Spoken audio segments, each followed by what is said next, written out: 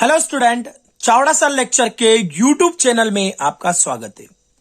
कक्षा 11वीं विषय रसायन विज्ञान प्रश्न बैंक 2021-22 के लगातार हम आप लोगों को 8 वीडियो पहले दे चुके हैं, 7 वीडियो पहले दे चुके हैं।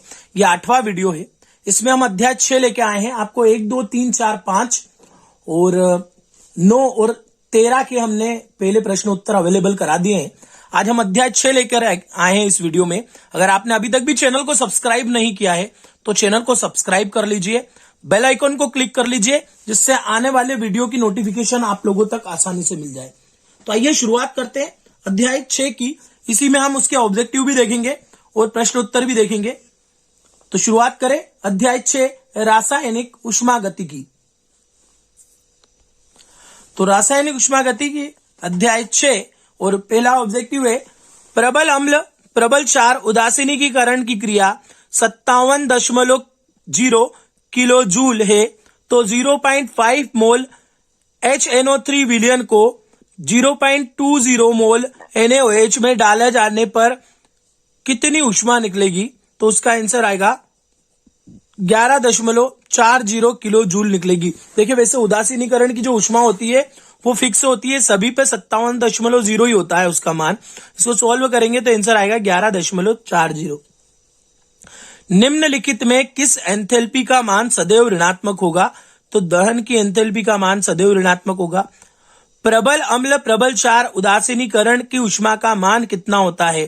तो वो होता है, अभी हाल हमने पढ़ा यहाँ पे 57 पॉइंट, तो -57.32 किलो जूल। इसके बाद बात करते हैं 2.0 ग्राम मेथेन के दहन में 25 किलो कैलोरी ऊष्मा उत्पन्न होती है। तो मेथेन की दहन ऊष्मा कितनी होगी? तो होगी 200 किलो कैलोरी।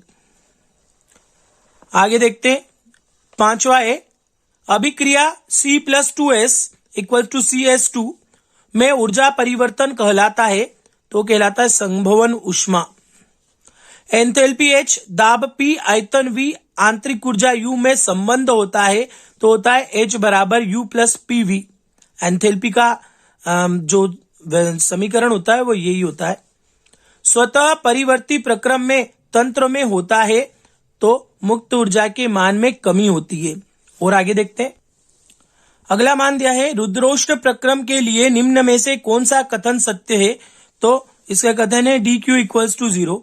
स्थिर दाब पर अभिक्रिया की ऊष्मा होती है तो वो होती है HP - HR। यदि B की एंथैल्पी A से अधिक हो तो अभिक्रिया A टेंड्स टू B होगा, वो होगा उष्मा शोषी अभिक्रिया। निम्न में से कौन सा उष्मागतिकी फलन अवस्था फलन है? तो कार्य प्लस ऊष्मा अवस्था फलन है। इसके बाद देखते हैं रिक्त स्थानों की पूर्ति कीजिए। तो रिक्त स्थानों की पूर्ति कीजिए, देखते हैं। सबसे पहले, जब पदार्थ तथा ऊर्जा का विनिमय बाहरी स्थान से नहीं होता है उस निकाय को क्या कहते हैं? उसको कहते हैं विलगित निकाय। विलगित निकाय कहते हैं। बर्फ के जल में पिघलने पर एंट्रोपी है वो होती है धनात्मक एंट्रोपी। आदर्श गैस के 2 मोल निर्वात में स्वतः प्रसारित होते हैं पर किया गया कार्य वो होता है 0 जूल।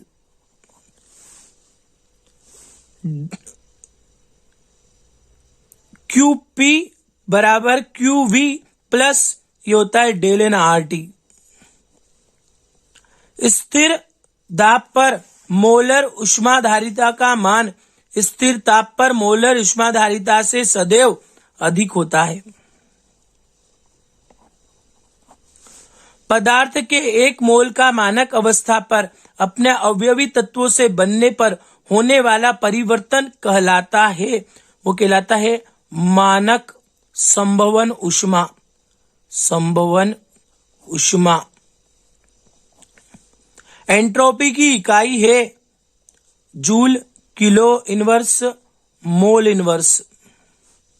एंट्रोपी तंत्र की माप है। एंट्रोपी है अव्यवस्था की माप। अव्यवस्था की माप है। प्रबल अम्ल प्रबल क्षार की उदासीनीकरण की क्रिया का मान होता है -57 किलो जूल। किसी विलगित निकाय की कुल ऊर्जा रहती है, वो रहती है स्थिर।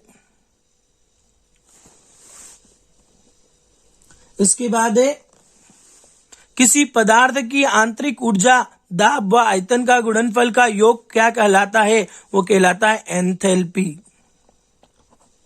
तो ये 11 रिक्त स्थान हमने आपके सामने दे दिए हैं। अब बात करते हैं 4 अंकों वाले प्रश्न की। 4 अंक वाले प्रश्नों के उत्तर हम आप लोगों को सीधा हैंडमेड नोट्स के द्वारा बता रहे हैं। आइए चलते हैं 4 अंक वाले प्रश्न इस पाठ के।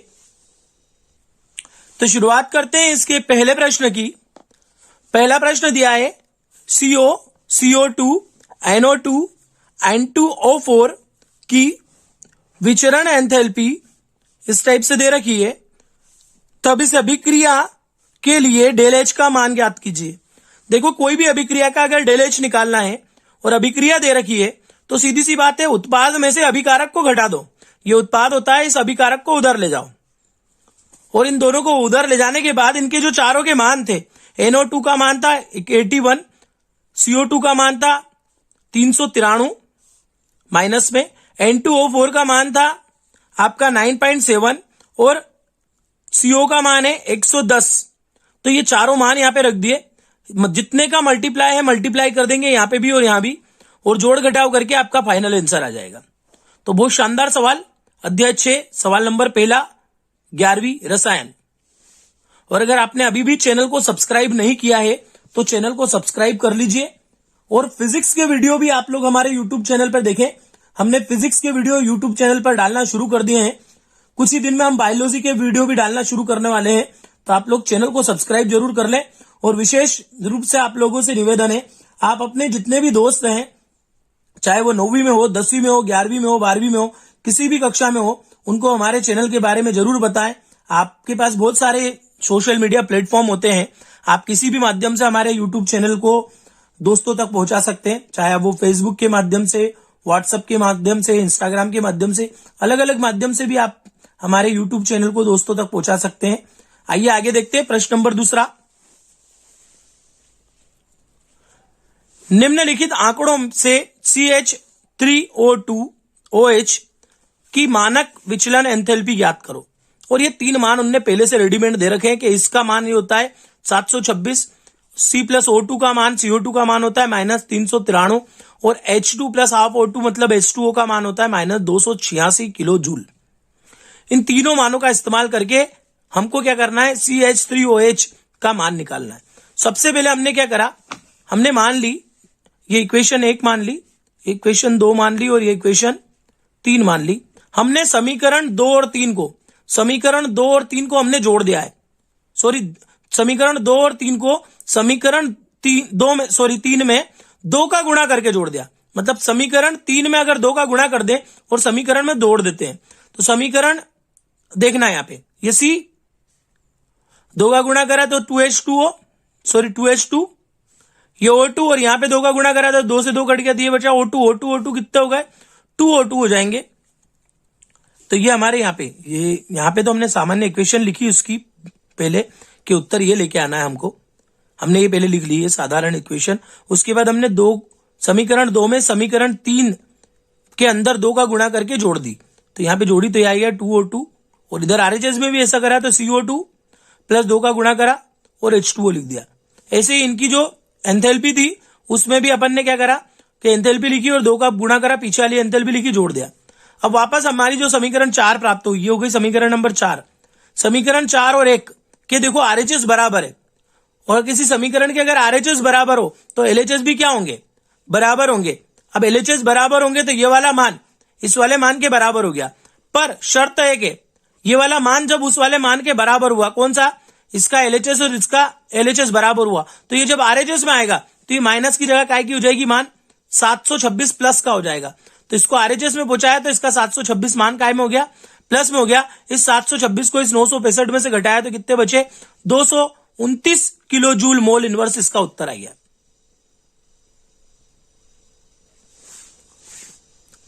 प्रश्न नंबर 3 देखते हैं। हेस का नियम पूछा है, आप लोगों को आता भी होगा।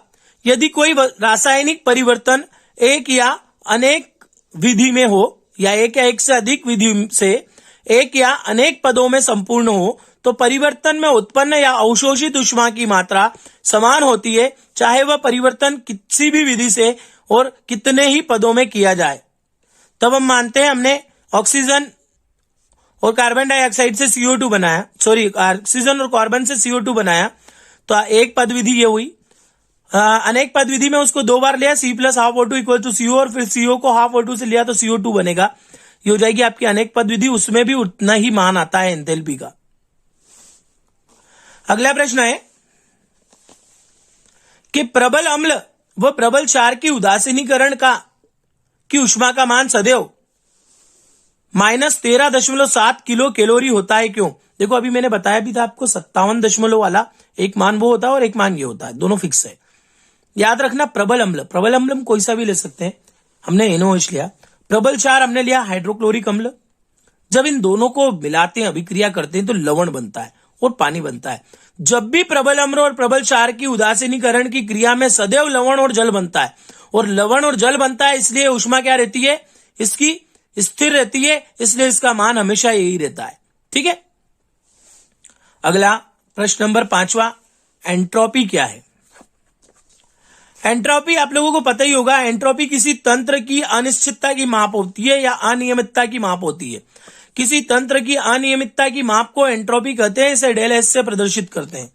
उन्होंने पूछा इसकी भौतिक सार्थकता बतलाइए, तो इसकी भौतिक सार्थकता में हमने इतना ही लिखा है कि इसे एक भौतिक राशि है, लेकिन इसके ताप और दाब की भांति इसको महसूस नहीं किया जा सकता है। प्रकृति में होने वाले सभी प्रक्रम अनुत्क्रमणीय प्रक्रम या स्वतः प्रक्रम होते हैं। अगला प्रश्न देखते हैं, प्रश्न नंबर 6। प्रश्न है निम्न पर टिप्पणी लिखिए, और पहला है मानक विचलन एंथैल्पी। किसी यौगिक के अवयवी तत्वों से एक मोल के बनने में जितनी एंथैल्पी उत्पन्न होती है उसे उस यौगिक का मानक विचलन एंथैल्पी कहते हैं।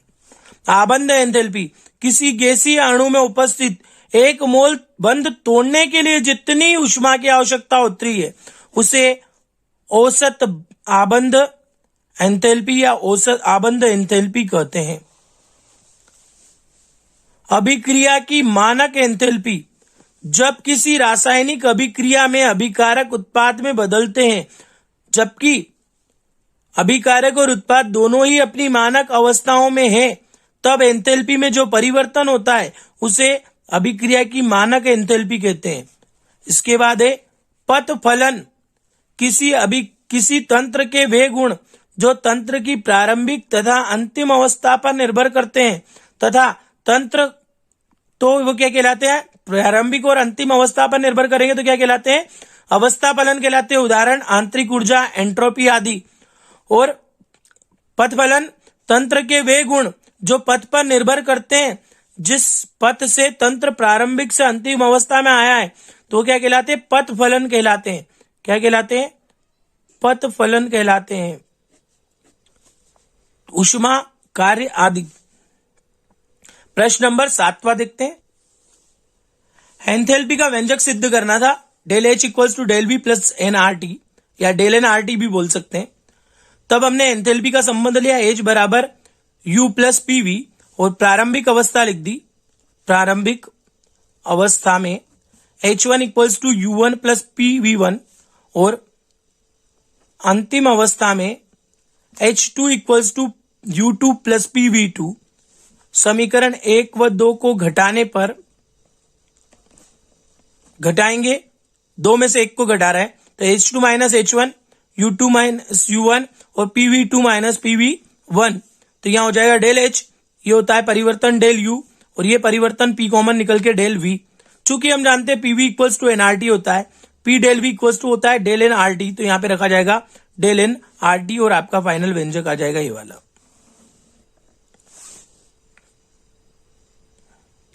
अगला प्रश्न देखते हैं, प्रश्न नंबर 8। दहन ऊष्मा। उसके पहले मैं आप लोगों को बता दूं कि इसके पहले वाले पार्ट में 9 क्वेश्चन हमें नहीं मिले थे। हमने उस टाइम पे बड़ा वीडियो हो रहा था तो दे नहीं थे, और कुछ क्वेश्चन उसमें से मिल भी नहीं रहे हैं। इसलिए अध्याय 5 के जो क्वेश्चन है जब भी मुझे अवेलेबल हो जाएंगे मैं आप लोगों को दे दूंगा, क्योंकि मैंने बहुत सारी किताबों में ढूंढने की कोशिश की, वो क्वेश्चन हल नहीं हो पा रहे हैं। और मैं नहीं चाहता हूं कि आपको ऐसे कोई क्वेश्चन दूं जिसमें कोई गलती हो और आपको बाद में उनका परिणाम गलत आए।